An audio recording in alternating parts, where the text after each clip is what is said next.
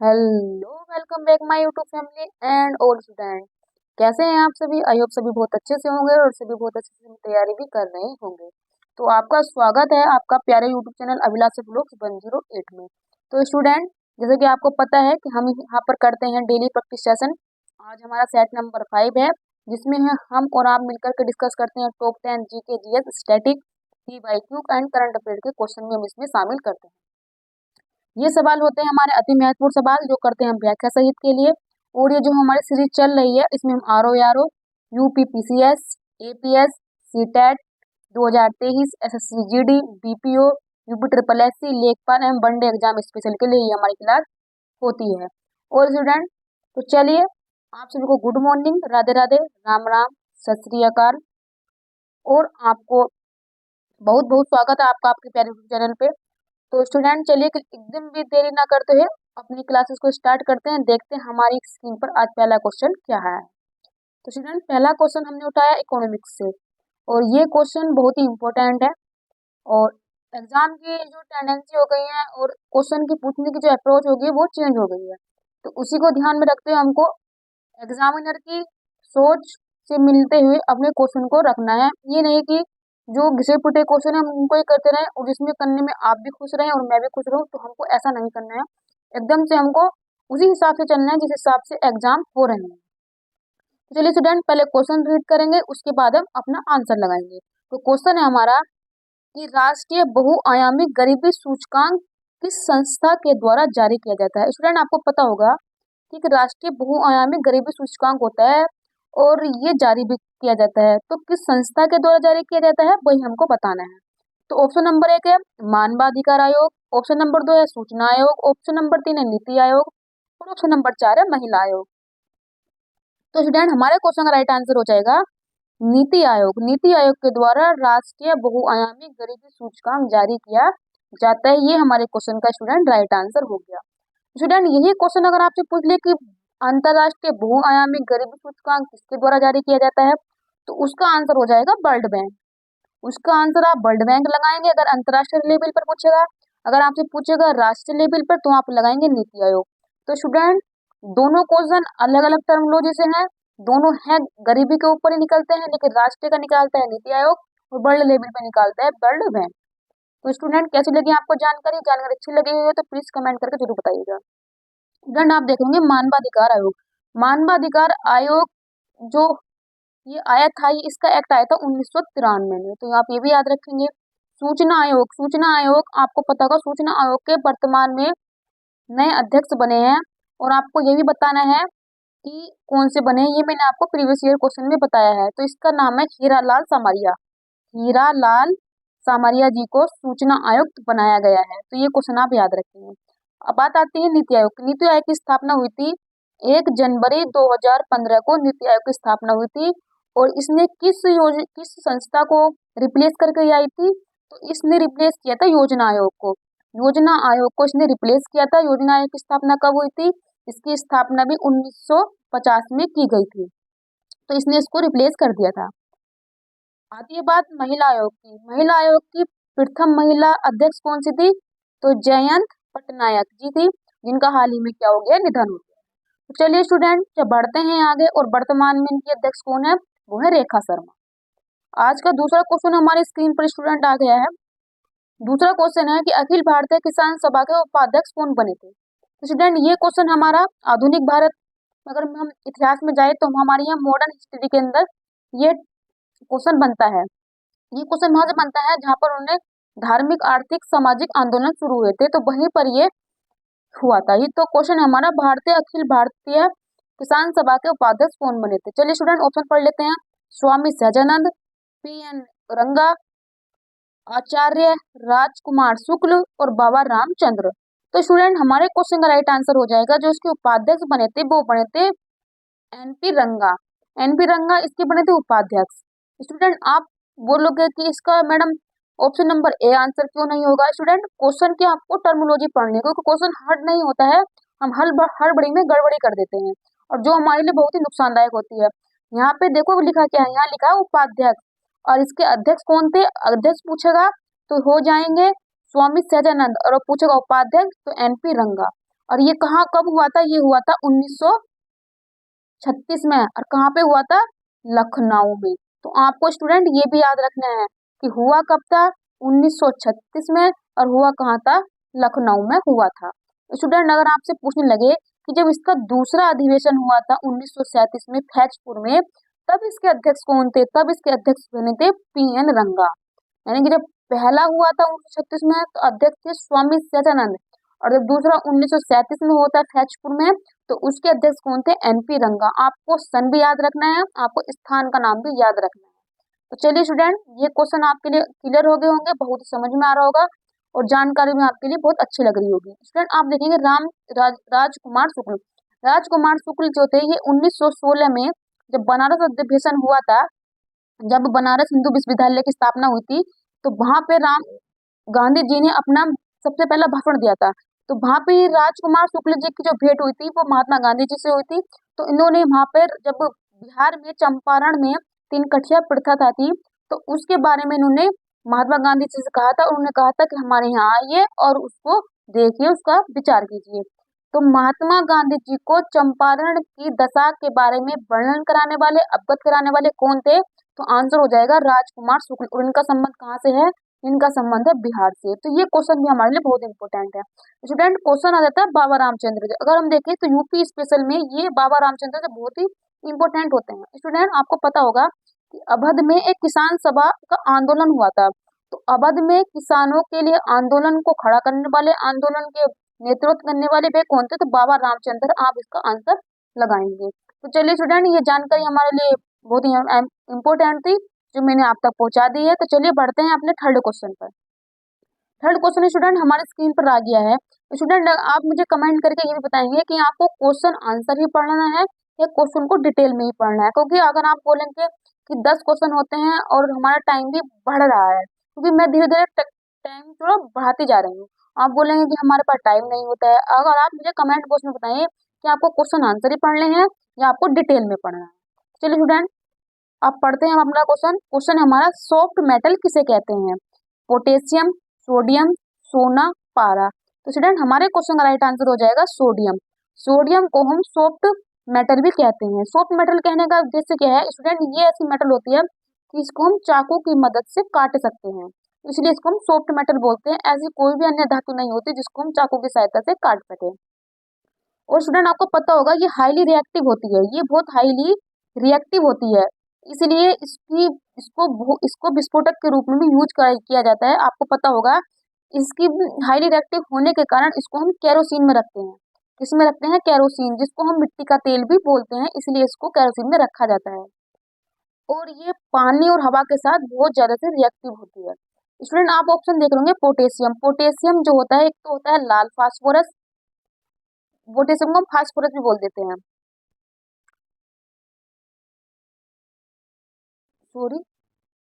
आगे देखिए स्टूडेंट, सोना, सोना जो होता है ये बहुत ही अगाध वर्धनीय होता है, यानी कि इसको हम पीट पीट कर बहुत ही पतला कर सकते हैं, इसको बहुत ही लंबा तार खींच सकते हैं, जिसके कारण इसके क्या बनाए जाते हैं, आभूषण बनाए जाते हैं। स्टूडेंट ये मुझे पोटेशियम की थोड़ी मुझे कंफ्यूजन है, मैं आपको अगले सेशन में इसके बारे में डिटेल दे दूंगी। अगला आता है स्टूडेंट पारा। पारा को आपको पता होगा कि जापान में एक मिनी माता स्थान है, तो वहां पर मच्छरों के अंदर ये रोग पाया गया था।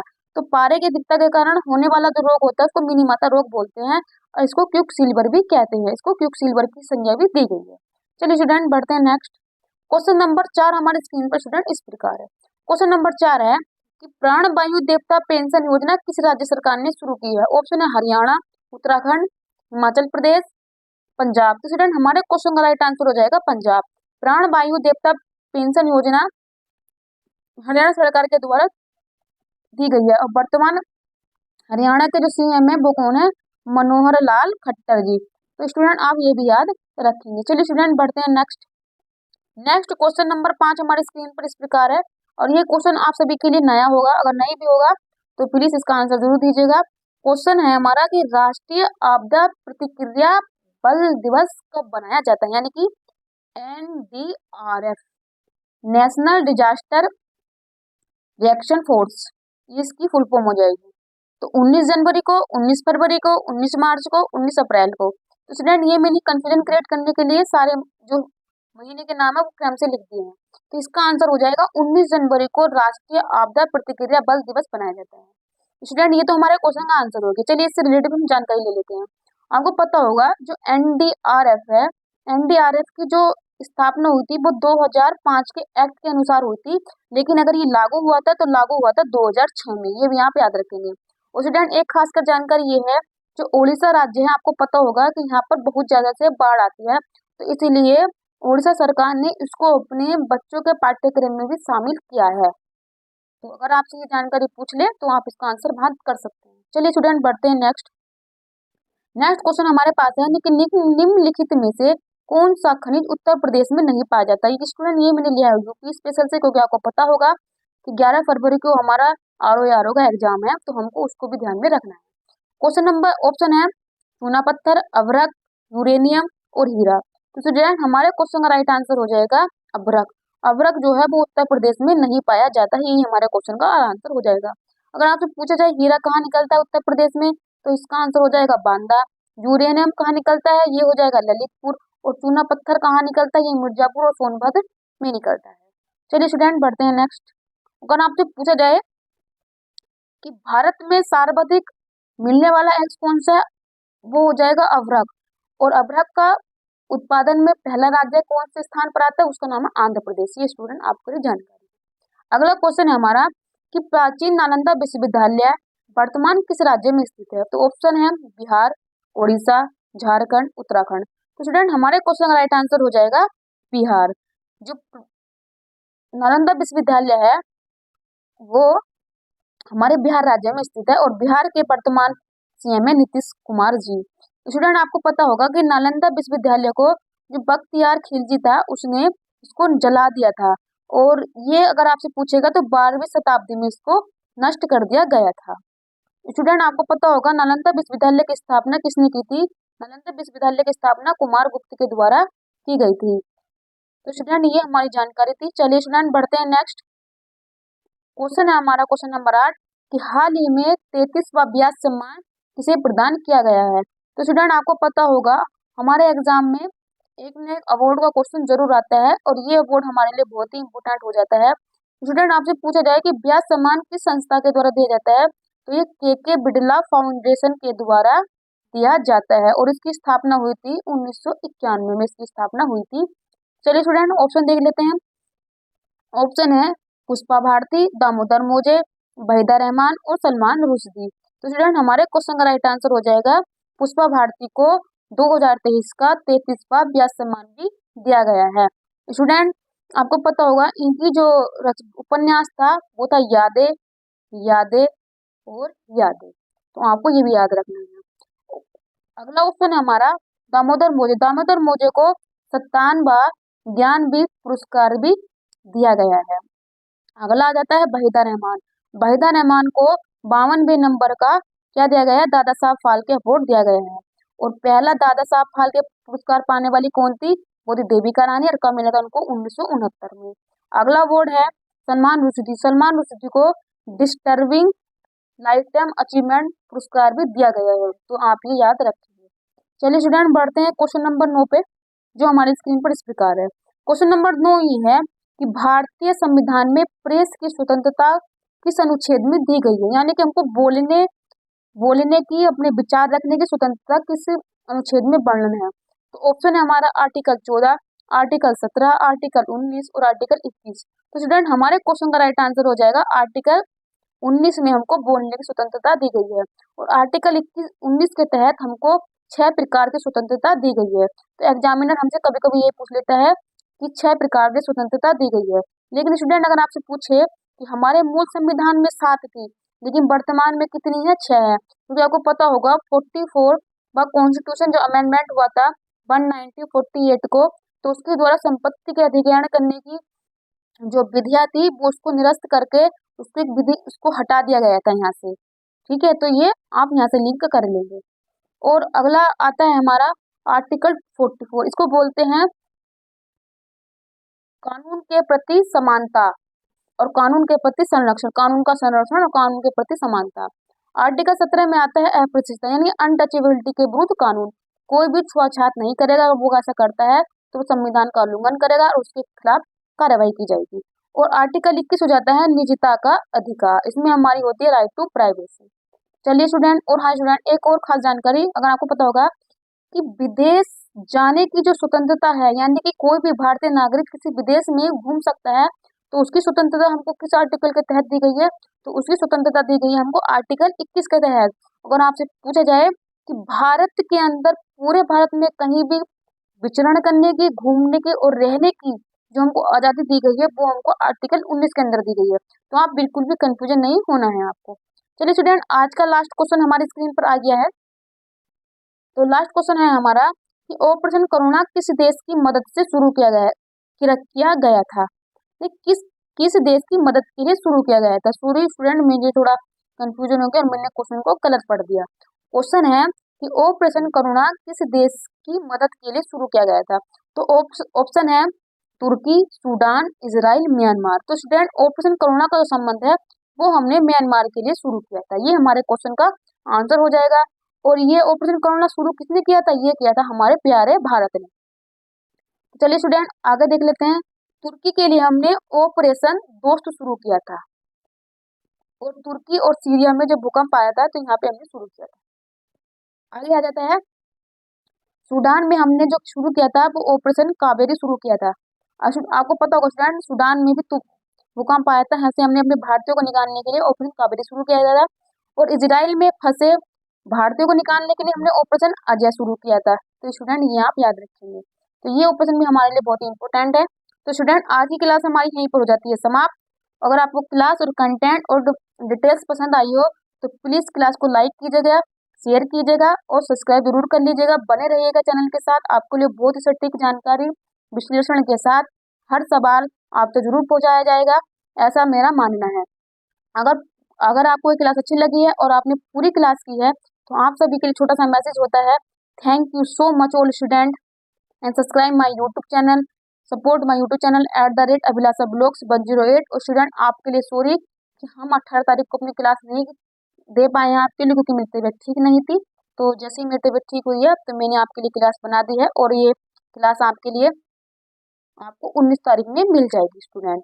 तो स्टूडेंट, बहुत बहुत धन्यवाद मेरे चैनल के साथ जुड़ने के लिए, अपना साथ और प्यार बनाए रखने के लिए। चलिए आज के लिए इतना ही, मिलते हैं आपको अगले सेशन में।